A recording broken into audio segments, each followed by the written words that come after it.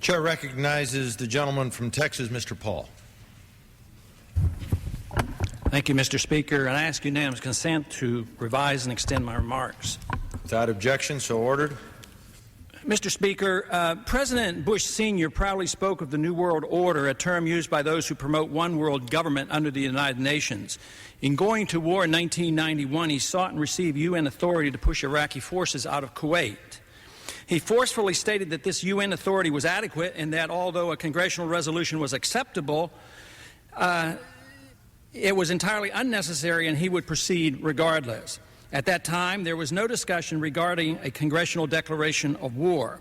The first Persian Gulf War, therefore, was clearly a UN political war fought within UN guidelines, not for U.S. security, and it was not fought through to victory.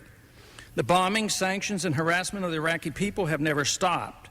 We are now about to resume the active fighting. Although this is referred to as the Second Persian Gulf War, it's merely a continuation of a war started long ago and is likely to continue for a long time even after Saddam Hussein is removed from power. Our attitude toward the United Nations is quite different today compared to 1991. I have argued for years against our membership in the United Nations because it compromises our sovereignty. The U.S. has always been expected to pay an unfair percentage of UN expenses. I contend that membership in the United Nations has led to impractical military conflicts that were highly costly both in lives and dollars and that were rarely resolved. Our 58 years in Korea have seen 33,000 lives lost, 100,000 casualties, and over $1 trillion in today's dollars spent. Korea is the most outrageous example of our fighting a UN war without a declaration from the U.S. Congress. And where are we today? On the verge of a nuclear confrontation with a North Korean regime nearly out of control. And to compound the irony, the South Koreans are intervening in hopes of diminishing the tensions that exist between the United States and North Korea. As bad as the Vietnam nightmare was, at least we left and the UN was not involved. We left in defeat and Vietnam remained a unified communist country. The results have been much more salutary. Vietnam is now essentially non-communist and trade with the West is routine.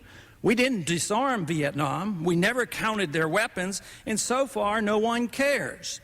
Peaceful relations have developed between our two countries, not by force of arms, but through trade and friendship.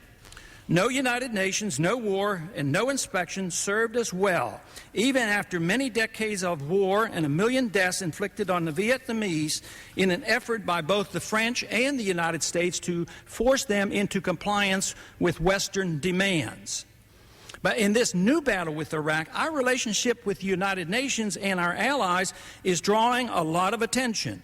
The administration now says it would be nice to have UN support, but it's not necessary. The President argues that a unilateralist approach is permissible with his understanding of national sovereignty. But no mention is made of the fact that the authority to go to war is not a UN prerogative, and that such authority can only come from the U.S. Congress.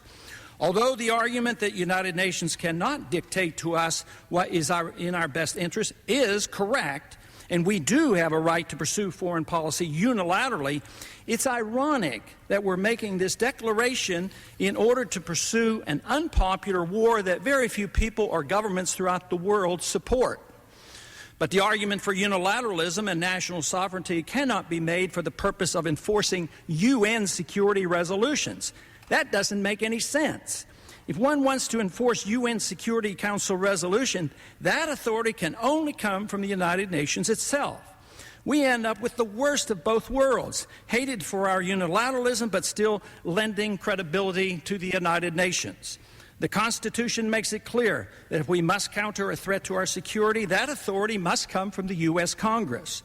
Those who believe, and many sincerely do, that the United Nations serves a useful function argue that ignoring the United Nations at this juncture will surely make it irrelevant. Even with my opposition to the United Nations, I can hardly be pleased that its irrelevancy might come about because of our rush to war against a nation that has not aggressed against us nor poses any threat to us. From my viewpoint, the worst scenario would be for the United Nations to sanction this war, which may well occur if we offer enough U.S. taxpayer money in Iraqi oil to the reluctant countries. If that happens, we could be looking at another 58-year occupation, expanded Middle East chaos, or a dangerous spread of hostility to all of Asia or even further. With regards to foreign affairs, the best advice comes from our founders and the Constitution. It is better to promote peace and commerce with all nations and exclude ourselves from the entangling alliances and complex unworkable that come from our membership in the United Nations.